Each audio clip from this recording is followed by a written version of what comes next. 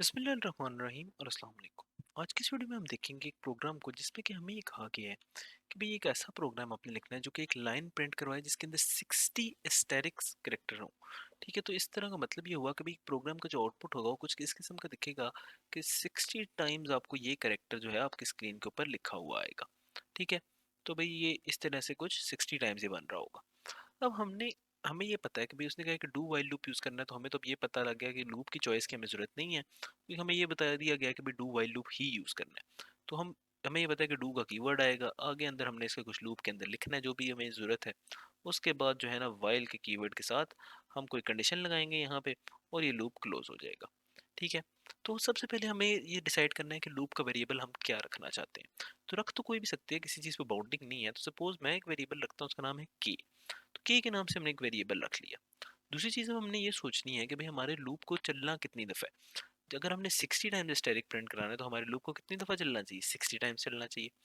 अब 60 टाइम्स कैसे चलेगा कि अगर हम उसको कोई इनिशियल वैल्यू दें कि जो हमारा लूप का वेरिएबल है, तो मैं उसको इनिशियल वैल्यू देता हूँ। जो भी इनिशियल वैल्यू आप देते हैं, मैंने अगर 1 की दी है तो उसको जो भी वो नंबर है ना उससे 60 टाइम्स आगे जाना है। ठीक है, तो हम इसका मतलब है कि के लेस देन इक्वल टू क्या कंडीशन लगाएंगे, 60 की।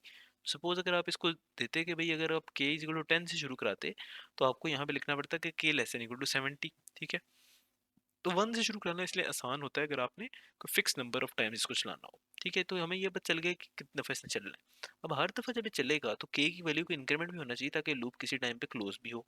ठीक है, तो अब ये जो हमारा लूप है ना जो हमने अब तक लिख लिया, ये कर सकता है कि जब भी डू का जो स्टेटमेंट है ना वो वाली सारी सारी स्टेटमेंट 60 टाइम्स चलेंगी। ठीक है, जो डू के अंदर लिखी हुई है।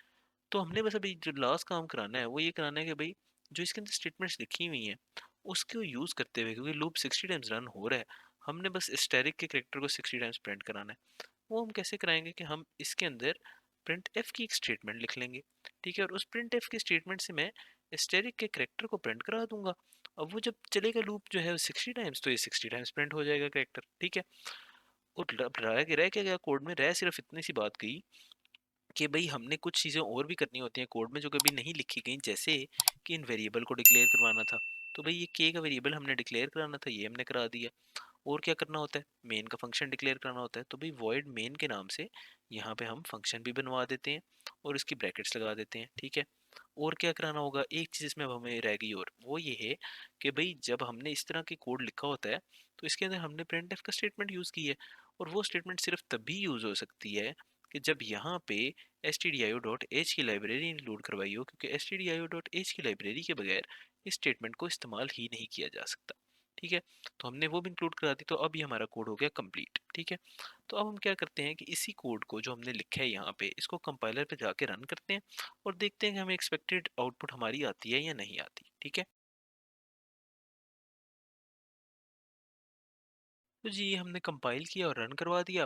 तो आप देख सकते हैं स्क्रीन के ऊपर कि भाई ये देखिए 60 टाइम्स जो है ना ये करेक्टर स्टैटिक का प्रिंट हो रहा है, और यही हमारी जो थी ना वो डिजायर्ड आउटपुट थी।